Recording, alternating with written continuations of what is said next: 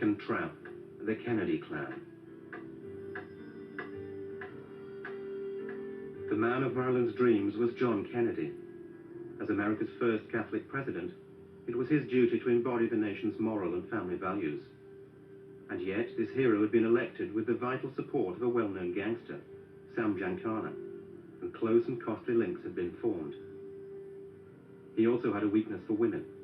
His own brother-in-law, the actor Peter Lawford, supplied a steady stream of mistresses. She had been swimming in dangerous waters, you might say. Episode in American history having to do with Marilyn Monroe, JFK, Peter Lawford, Samuel Goldwyn, Louis B. Mayer, Bobby Kennedy, Chris Christopherson, Lady Gaga, Donald Duck, and my dog Sheep. Every celebrity you've ever met in your life has something to do with this house and that house. And I'm going to tell you about it right now. when you ask me, I'm going to lay this on you, and I'm going to tell you about who was actually here.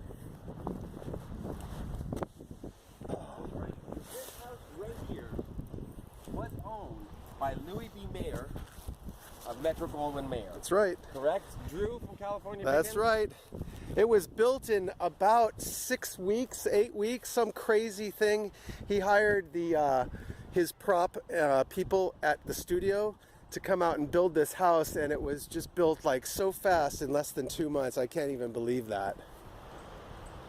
And then he owned this house, and his partner, Sarah Goldwyn, owned that house right over there. We're going to go closer to it in a moment. Yep. So these houses, these three houses were not here. Two houses, maybe that middle one was, but these two were not. These two were not, maybe the middle one, but they're over there. But Peter Lawford bought this house, right? He did later on, but let's just give a little bit more background on this house. This house, very famous for Louis B. Mayer owning it. In fact, he actually conceived the whole idea of the Oscars, the Academy Awards, guys, was dreamed up right in here on his dining table. As well, Scott, as they screened the first version of Gone with the Wind right here in their screening room. Wow. So Gone with the Wind premiere technically was here. To them, yeah, in private. Wow. Yep. Look at this gorgeous house. This is, I mean, what do you think of the value of this is nowadays? This is 15 million. 15 million. Something 10 to 15 million, especially with this connection. Yeah. It's always been said that Marilyn Monroe and JFK used to have affairs here, but I just told you a little while ago that there's another house down the way where we really believe it actually happened over there, all the hanky-panky. But many parties went on here, a lot of crazy parties. They used to entertain a lot. In fact, later on, this was rented by the Beatles, and Led Zeppelin actually rented this place too as well. Wow. As well as, I think, Warren Beatty. Jeez. Got a lot of history. You can insert some great pictures in here too. Yeah.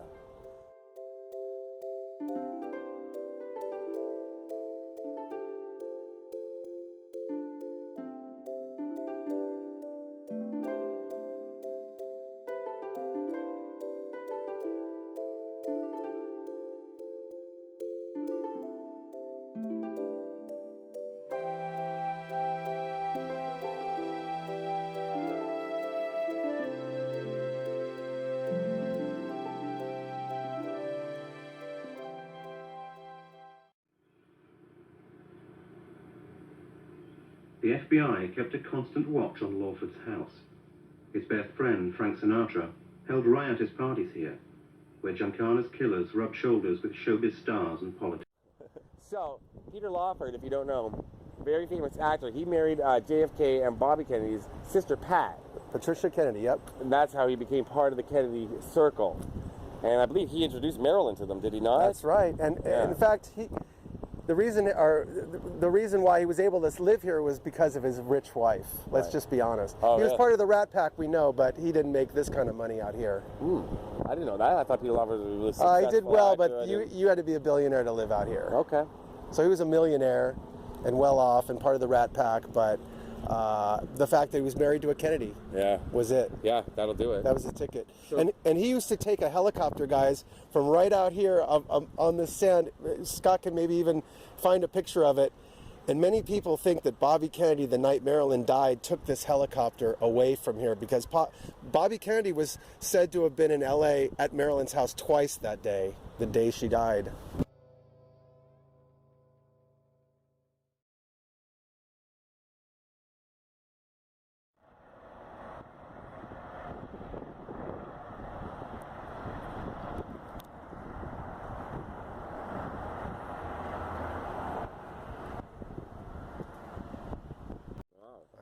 I know that. It's heavy.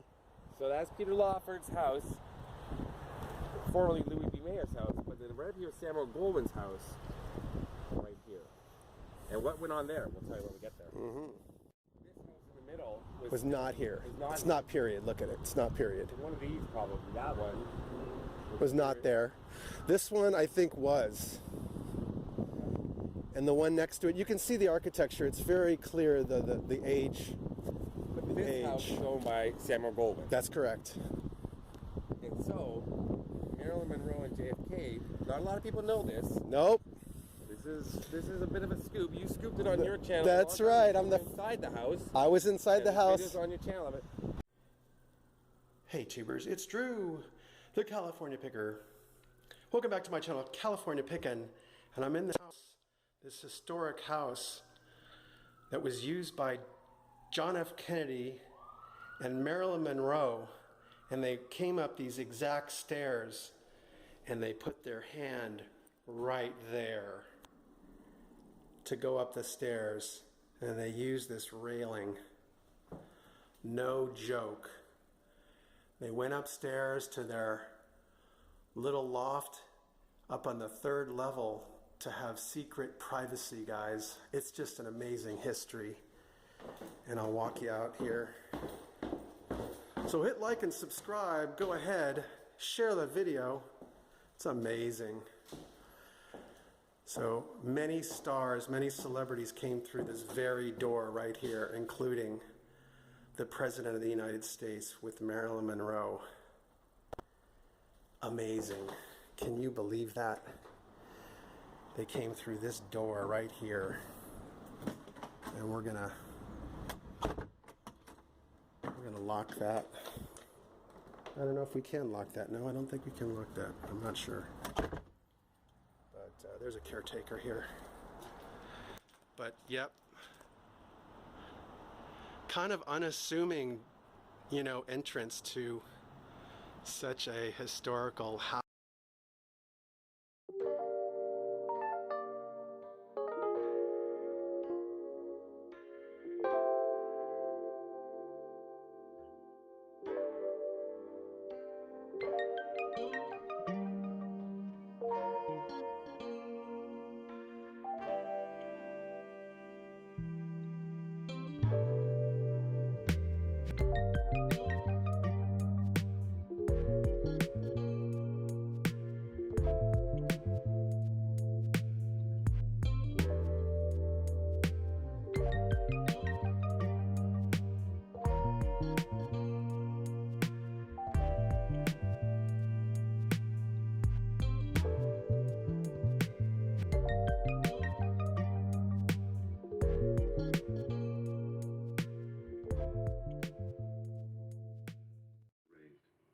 She has just 10 days to live. It was only a couple of weeks before Marilyn died that we came here at the beach and we took pictures of her that we'll remember for the rest of my life. This was her favorite playground. She came here as a little girl with her mother and her friends. When she went to junior high, this is where she and her friends came and had fun. And in her last days, she came here. And not far from here was the Peter Lawford house. And when she looked over that way, she had sort of misty eyes, because here is where she met John F. Kennedy. And here he was, relaxed, away from the hardships and the frustrations of Washington, D.C. And he could sit and relax with Marilyn and have fun. His brother the same. And Marilyn was so happy here.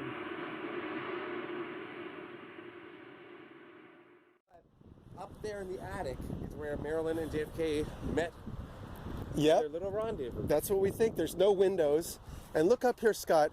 The Secret Service would have been on the hillside looking with basically armed, you know, as snipers to check out to see if there was anybody trying to threaten the president's life.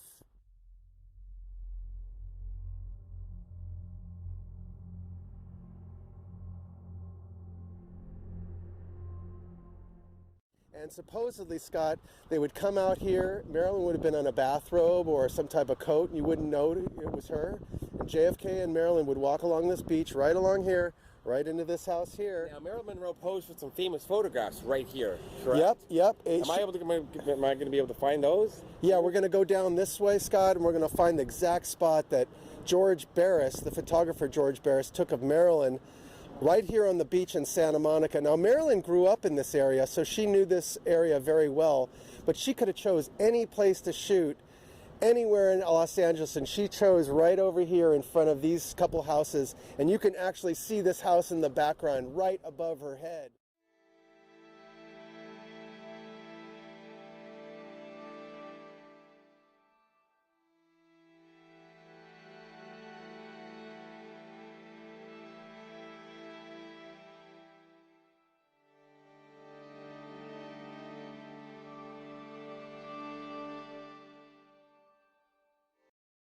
She obtained a new contract with Fox, who doubled her salary.